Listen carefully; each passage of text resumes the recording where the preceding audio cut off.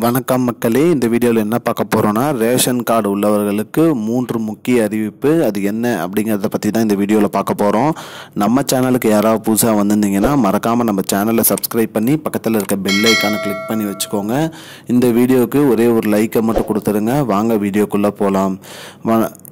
பொதுவாக ரேஷன் கடையில் பார்த்திங்கன்னா ஒரு 3 முக்கிய அறிவிப்பு கொடுத்துருக்காங்க. அதில் முதல் அறிவிப்பை என்ன கொடுத்துருக்காங்கன்னா, புதுசாக ரேஷன் கார்டு அப்ளை பண்ணவங்களுக்கு இன்னும் ரேஷன் கார்டு வரல, அதற்கு எப்போ வரும் அப்படிங்கிறத பற்றி அமைச்சர் திரு சக்கரபாணி அவர்கள் கூறியிருக்காரு.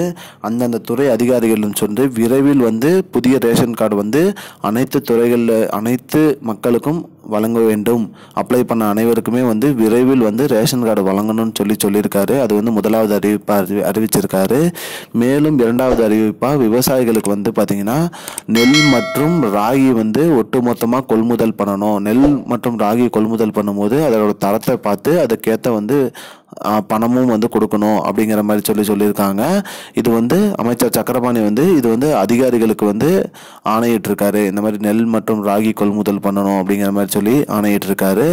மற்றும் மூன்றாவது அறிவிப்பாக என்ன அறிவிச்சிருக்காரு அப்படின்னு பார்த்தீங்கன்னா, அனைத்து மக்களுமே ரேஷன் கடைக்கு விரல் ரேகை வைத்து தான் பொருள் வாங்கணுங்கிற அவசியம் இல்லை அப்படின்னு சொல்லியிருக்காரு. குடும்ப உறுப்பினர்கள், அதாவது குடும்ப உறுப்பினர்கள் விரல் ரேகை வைப்பதில் சிரமம் இருக்கிறது அப்படிங்கிற பட்சத்தில் நோட்டில் கையெழுத்து வாங்கிட்டு பொருள் கொடுக்கலாம் அப்படிங்கிறதும் சொல்லியிருக்காரு மக்களே. மேலும் இது கட்டாயப்படுத்தக்கூடாது, ரேகை பதியலை பொருள் இல்லைங்கிற மாதிரி கட்டாயப்படுத்தக்கூடாது.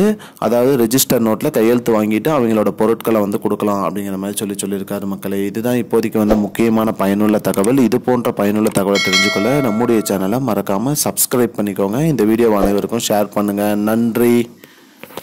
I don't understand your jokes, man. Because it's not a joke. முன்ன பின்ன தெரியாத ஒரு பையனுக்காக விடுற அந்த மனசு இருக்க, அதான் கடவுள்.